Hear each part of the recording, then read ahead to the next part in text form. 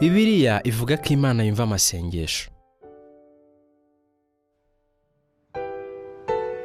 Ishobora no kumva amasengesho uvugira mu mutima. Ibyo se bishoboka bite? Imana yumva amasengesho ni nayo yaturemye. Izi neza ibyo dutekereza kandi isobanukiwe neza uko ubwenge bwacu bukora kuko ariyo yawuduhaye.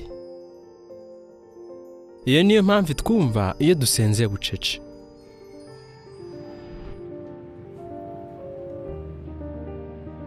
Aho waba utuye hose, jya uzirikana ko Yehova Imana akwitaho. Ururimi rwose waba uvuga ararwumva.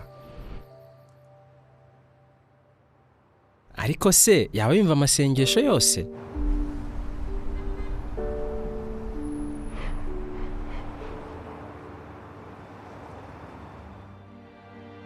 Tekereza umukoresha aramutse abonye umukozi we arimo yiba amafaranga.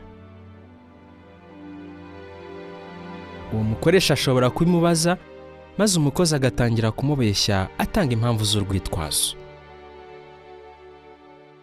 Nubwo umukoresha ashobora gutega amatwi iby'umukozi arimo yireguza, ntashobora kubyemera. Mu buryo nk'ubwo, Imana nayo ntiyemera amasengesho yose. Urugero, Imana ntiyumva amasengesho ari mu bwikunde. Tuvuge ko umugabo ahohotera umugore we bari mu rugo, ariko akajya asenga Imana yisaba umugisha. Cyangwa se abasirikare bajya ku rugamba bagasenga Imana bayisaba kwica abanzi babo kandi nabo bahanganye ari byo basenga basaba. Ese koko Imana yakumva amasengesho nk'ayo?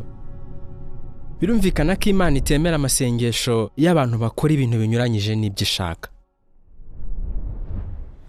Icyakora Imana yishimira kumva amasengesho usenga uyisaba ubwenge n'imbabazi niyo waba warakoze ibintu bibi cyane ariko ukaba wifuza kongera kuba inshuti yayo.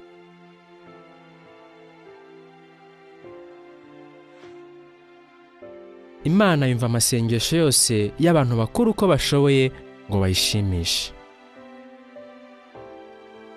Ariko se wagombye gusenga ute? Kuba inshuti y'Imana bizakugirira akahe kamaro? Ibisubizo by'ibyo bibazo biboneka mu isomo rya 12 ry'agatabo ubutumwa bwiza buturuka ku Mana. Ushobora ukavana ku rubuga rwa jawa.org. Abahamya ba Yehova bazishimira kukwigisha Bibiliya. Uzuza ku rubuga rwacu habigenewe, maze umuhamya wo mu gace utuyemo agufashe kwiga Bibiliya ku gihe n'ahantu bikunogeye.